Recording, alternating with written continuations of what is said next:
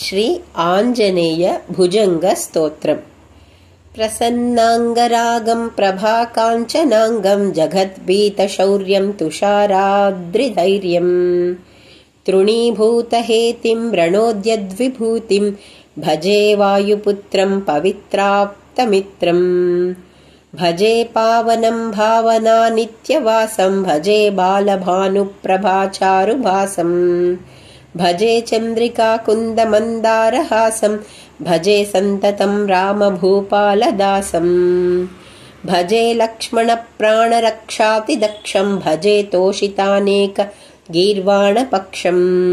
भजे घोरसङ्ग्रामसीमाहताक्षं भजे रामनामाति सम्प्राप्तरक्षं कृताभीलनाधक्षितक्षिप्तपादं घनक्रान्तभृङ्गं कटिस्थोरुजङ्गम् वियद्व्याप्तकेशं भुजाश्लेषिताश्मं जयश्रीसमेतं भजे रामदूतं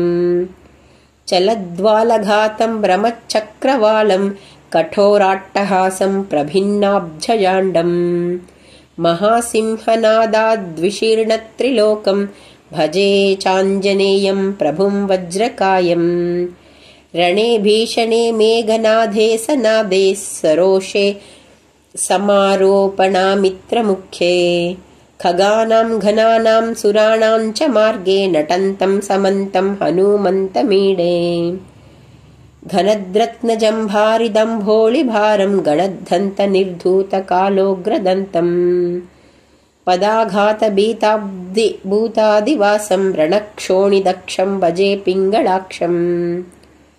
महाग्राहपीडां महोत्पातपीडां महारोगपीडां महातीव्रपीडां हरत्यस्तु ते पादपद्मानुरक्तो नमस्ते कपिश्रेष्ठ रामप्रियाय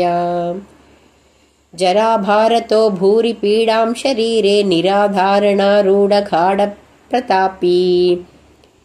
भवत्पादभक्तिं भवद्भक्तिरक्तिं कुरु श्री हनुमत्प्रभो मे दयाळो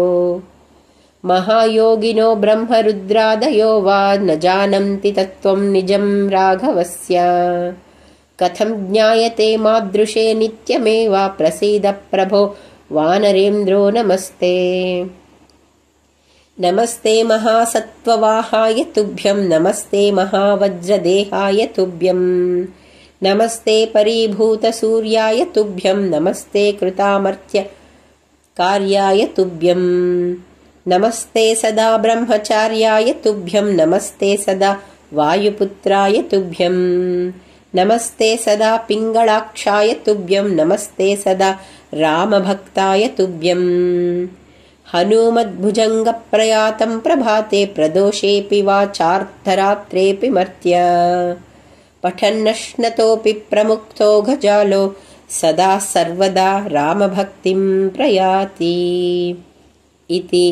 श्रीमदाञ्जनेय भुजङ्गप्रयातस्तोत्रम्।